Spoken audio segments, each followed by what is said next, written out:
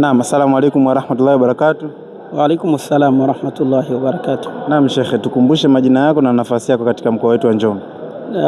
Kwa majina naitwa Sheikh Abdallah Saleh Abdallah Mtukanika. Mimi ni kadhi wa mkoa wa Njombe. Mashaallah. Kwanza ongeleni kwa maulidi nzuri na safi. Tumeona umetoka katika baraza la maulid, mambo yamekuwa mengi. Kwa hili kwanza tuwapongezeni na Mwenyezi Mungu Subhanahu wa Ta'ala awalipeni kila la kheri.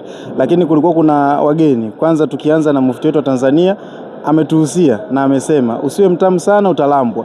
Lakini pia amesema usiwe mchungu sana utatemwa. Wewe kauli hii umeichukua kwa namna gani kwa upande wako? Kauli hii nimeichukua katika nyanja mbili. Nyanja ya kwanza katika masuala mazima ya uongozi. Ukiwa kiongozi, maana yake kimantiki alivyoeleza kuwa usiwe mkali sana.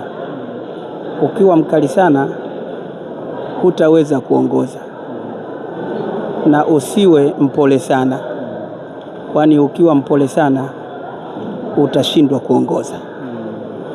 Maana hiyo maana yake nini? Kuwa sisi wana Azhari tuna maneno au kanuni inatufahamisha kuwa tuwe wasatia, ashabul wasatia. Wasatia ni nini? Bwana Mtume Muhammad sallallahu alaihi wasallam alitueleza sisi, akasema khairul umuru awsatuha, ubora wa mambo yawe kati na kati, yasiwe juu sana na wala yasiwe chini.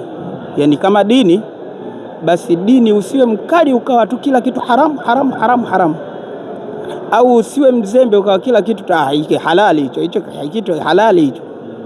Itakuwa hiyo dini sio dini.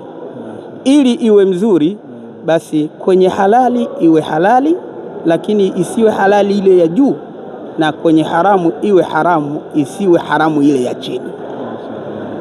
Hiyo ndo maana ya maneno ya nani mufti wetu ambaye aliyozungumza kuwa usiwe mtamu sana utalambwa, na usiwe mchungu sana utatemwa. Mashaallah. Hayo ndo maneno ambayo aliyokusudia yeye kutufahamisha sisi.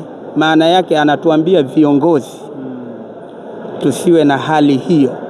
Mashaallah. Lakini tukitizama katika mkoa wako wa Njombe, viongozi wengi ni wapya. Una neno gani kwao? Viongozi wote ni wageni na hatuwezi kuzungumzia kitu ambacho hatukijui. Ili tukijue, maana yake kwanza wathibitishwe.